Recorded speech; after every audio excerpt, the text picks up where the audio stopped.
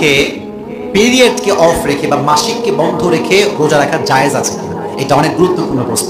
কারণ এখন পিল পাওয়া যায়, এই পিলটা খেলে নারীদের পিরিয়ড অফ হয়ে যায়, ফলে তারা পিরিয়ডকে অফ করে রোজা রাখতে চায়। Is it permissible or not জানতে হবে। দেখেন, পিরিয়ডকে বন্ধ রেখে রোজা রাখা, কারণ পিরিয়ড হচ্ছে এমন একটা ইস্যু, এমন একটা সমস্যা, যেই নারীর যখন মাসিক শুরু হয়ে যায় তার উপর থেকে নামাজের বিধান, রোজার বিধানটা দূর হয়ে যায় সাময়িক সময়ের জন্য, যতক্ষণ পর্যন্ত সে পূত পবিত্র না হচ্ছে।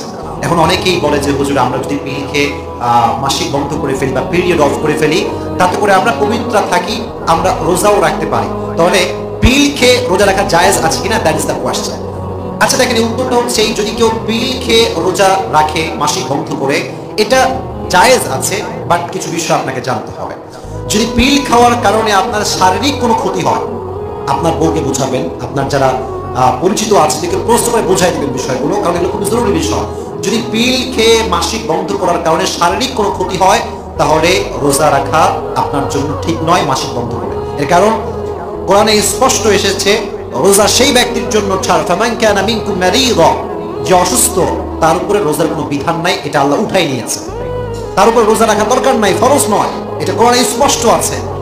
এখন যদি আপনি নিজেই রোজা রাখার জন্য পিল খেয়ে মাসিককে বন্ধ করে রোগী হয়ে যান, তাহলে রোজার কোনো দাম থাকবে না, কোনো দরকার থাকবে না। এই জন্য যদি শারীরিকভাবে কোনো ক্ষতি না হয় তাহলে খেতে পারেন, আর যদি শারীরিক কোনো ক্ষতি হয় তাহলে পিল খেয়ে মাসিক বন্ধ করে রোজা রাখাটা কখনো উচিত কাজ হতে পারে?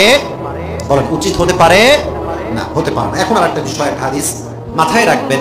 হাদিসে এসেছে, যদি কোনো মানুষ কোনো ইবাদত, এই ভালো করে বুঝবেন, আমার চোখে চোখ রাখেন, যদি মানুষ কোনো ইবাদত জেনুইনলি করে, অলওয়েজ করে, ফর এক্সাম্পল, আমি একজন মানুষ 5 ওয়াক্ত নামাজ বা জামাত আদায় করি, জামাত ছাড়া না জামাতের সঙ্গে, বলেন জামাত ছাড়া না জামাতের সঙ্গে, জামাতের সঙ্গে আমি আদায় করি ফর্মালি, সবসময় আমার এটা চলে, এটা আমার হ্যাবিট, আমার অভ্যেস।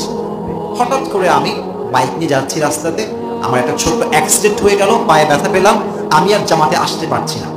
নবীজি বলছেন, যেহেতু সে সুস্থ থাকলে প্রত্যেকটা ওয়াক্ত নামাজ বা জামাত আদায় করত, আর এখন যেহেতু সে অসুস্থ, সে বাসায় নামাজ পড়বে, বাট সে জামাতের সঙ্গে পড়লে যেই পরিমাণ সওয়াব হতো, আল্লাহ সেই পরিমাণ সওয়াব তার আমল নামায় দান করে দেবেন। ইসলাম কতটা সহজ, কতটা সহজ। এখন যেই নারী মাসিক হয়ে গিয়েছে, পিরিয়ড হয়ে গিয়েছে, এটা না হলেও কিন্তু সে রোজা রাখতো, যেহেতু হয়ে গিয়েছে, আল্লাহ তাকে অন্য সময় যখন সে এই রোজার কাজা তুলবে, রমজান মাসে রোজা রাখলে যেই সওয়াব হতো, আল্লাহ তাকে সেই সওয়াবই দান করবে। এজন্য দরকার নেই, যদি রোগ হয়, বালাই হয়, এই সমস্ত পিল খেয়ে মাসিক বন্ধ করে রোজা রাখার কোনো দরকার নেই। আর যদি না হয় সমস্যা, সেটা ভিন্ন ব্যাপার। আল্লাহ রাব্বুল আলামিন প্রত্যেকটি মেয়েকে এই কথাগুলো বোঝার তৌফিক দান করুন, সকলেই মন খুলে পড়া আমিন।